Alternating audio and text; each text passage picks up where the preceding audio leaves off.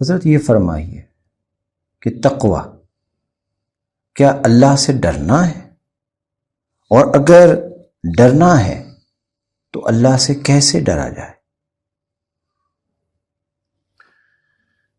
بات یہ ہے کہ عربی زبان کی ایک حسن ہے اور ایک فضیلت ہے ایسی بھی باقی زبانوں پہ کہ اس کے اندر بعض اوقات ایک لفظ کے اندر کئی الفاظ کی ضرورت پڑتی ہے سمجھانے کے لیے. یعنی تقوی اصل میں تو اس کیفیت کا نام ہے کہ انسان کو اللہ تعالیٰ کے ہونے کا، اس کے قریب ہونے کا احساس ہو. خوف، ہاں، لیکن کس طرح کا خوف؟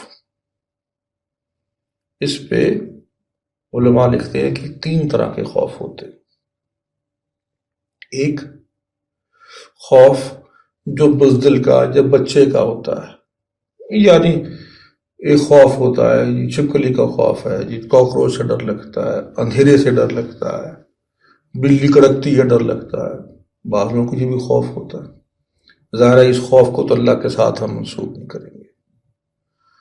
دوسرا خوف ہوتا ہے ایک محتاط شخص کا خوف.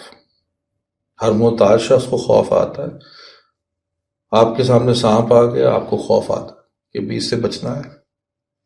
اگر آپ سے کہیں کہ بجلی گزر رہی ہے، تار ننگی ہے، اس کو ہاتھ میں لے لو، تو اس میں کوئی بہادری تو نہیں ہے. آپ کہیں مجھے ڈر لگتا ہے بھائی، میں نے کرنٹ تو نہیں کھانا. تیسرا خوف محبوب کا خوف.